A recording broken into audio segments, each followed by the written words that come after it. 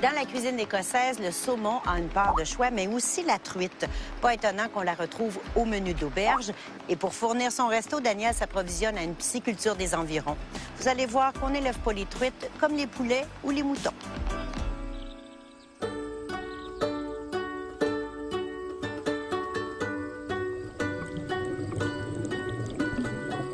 J'ai toujours eu un attrait particulier pour la truite. Quand j'étais jeune, j'allais à la pêche régulièrement sur la ferme familiale.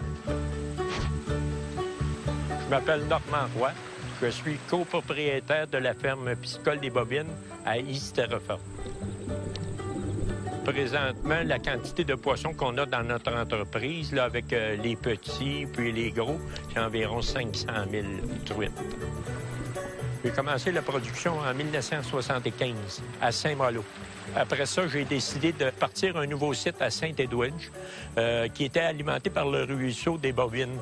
On a gardé le nom de Bobines, c'est que le ruisseau porte ce nom-là. Puis en 1989, avec l'augmentation de notre clientèle, on a décidé de trouver un nouveau site qui se trouve ici présentement à East-Terrefort.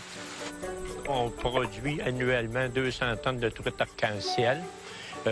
Sur ce nombre-là, il y a environ 15 tonnes qui est vendu pour l'ensemencement dans une pourvoirie et le reste du tonnage là, est transformé à la ferme.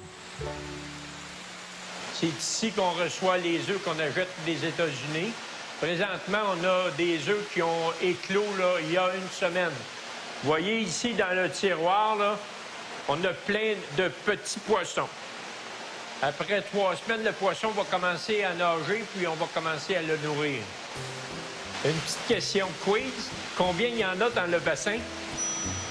8000 alevins dans ce bassin-là. De l'éclosion, aller jusqu'à la mise en marché, pour atteindre un poids de 1 kg, ça prend environ 28 mois. À partir de l'œuf, après ça, ça devient un alevin. Après ça, ça devient un fretin, c'est 4-5 pouces. Après ça, c'est un poisson adulte. On n'a pas vraiment de misère à attraper les poissons. C'est une pêche de paresseux un peu qu'on fait.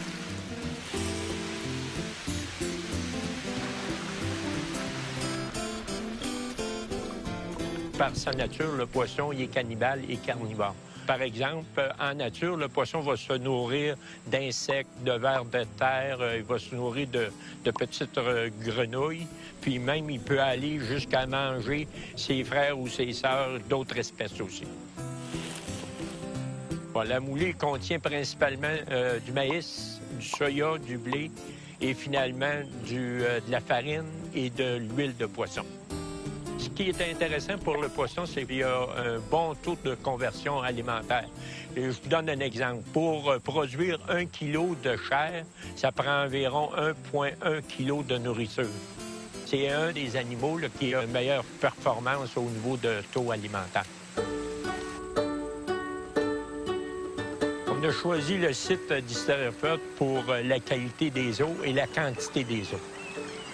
Présentement, on utilise 2300 gallons par minute, 365 jours par année. On réutilise 85 de cette eau-là pour être capable d'avoir des changements plus fréquents dans nos bassins qui peuvent se faire 7 à 8 fois par jour.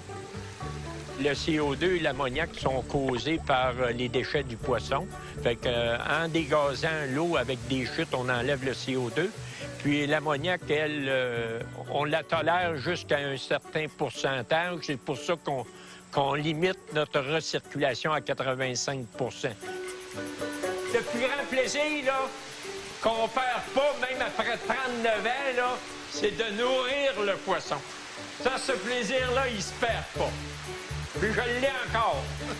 Il y a 12 000 truites, là, ici, dans ce bassin-là. Ici, à la ferme, on produit là, des filets de truite, la truite entière, la truite fumée, des pâtés, des tartinades et des feuilletés. Des produits qu'on transforme ici. Je pense que j'ai un petit coup de cœur pour la truite fumée à chaud. Sans prétention, je pense que c'est la meilleure au monde.